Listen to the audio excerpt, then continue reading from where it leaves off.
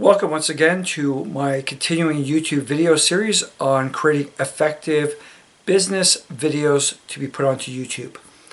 My name is Christopher Neufeld of Neufeld Legal, and in this particular YouTube video we'll be discussing the aspect of working with a green screen and in a very tight space. Now what we're trying to do is we're trying to effectuate some very professional looking imagery in our videos and not having to utilize a big studio area. Now there's a couple reasons I bring this up.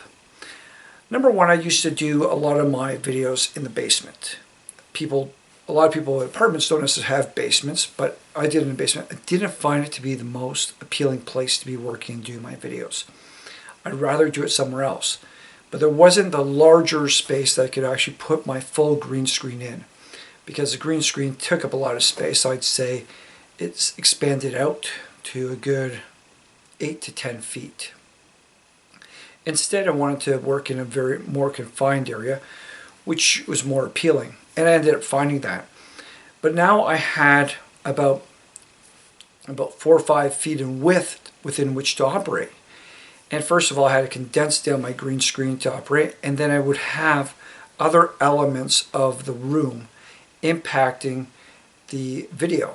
So as you can see, part of the drawers are here, part of the bars are on the other side, and you're getting different elements that cut into it. And also depends in many respects on how close or how far away the video camera is. So I said, well, how do I deal with that? And I know a lot of people are having similar issues with respect to trying to find that optimal location. And they don't really want to have an 8-foot by 8-foot green screen just overtaking the place, especially when they're doing more frequent videos. So what we did is came up with a strategy which we employ now, and you can employ, that is designed to overcome this issue. Because working with a green screen, in my professional opinion, is a very efficient mode of doing effective business videos. The reason is you are able to then have a clear backdrop upon which to superimpose titles and project points, video points, that you can't really do if you're using a normal background of lights and bookshelves and desks and all the like. It creates a whole bunch of clutter and a whole bunch of distraction. And you see this with a lot of YouTube videos where people just go in front of a bookshelf and they operate there. So what we look to do instead is try to remove the clutter with the green screen while still operating in a very tight locale. So having done that, how do we go about addressing the situation?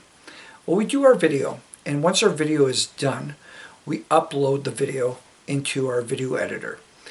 Usually at that point, what I'll do is I'll trim the front and the back end, which is where I launch the video.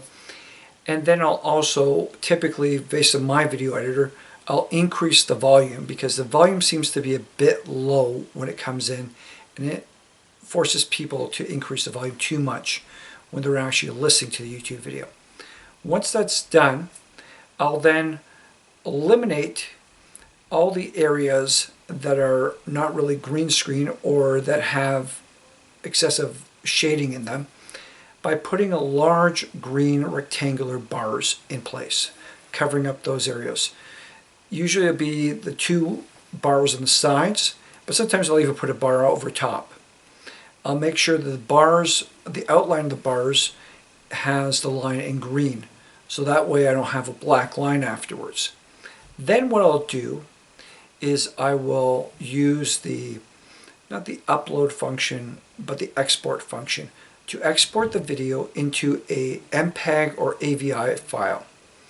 Once I've done that, I then go back to my video editor, start a new project, and upload this new AVI or MPEG file. And at that point, I start working with the entire green areas, because I've eliminated the other sides of myself where there were furniture, bars, darkness that I wanted to eliminate. Doing that, I then do at least 1 or 2 chrome key green screen transparency eliminations, and I eliminate all the green area around myself. At this point, I can then superimpose my image behind me, creating a consistency behind myself. And once I've done that, I can then put in titles, project points, video points that I want to on a clean, empty canvas that allows the viewer to focus on those key points, that key title, and myself, as opposed to having a bunch of clutter that would happen if I didn't use a green screen. That is the way I utilize a confined space to still do my green screen work, but to make it appear as I'm operating in a larger area, and then from there operating in a background that I want to operate on that creates some liveliness, some clarity, but allows also focus on the key things.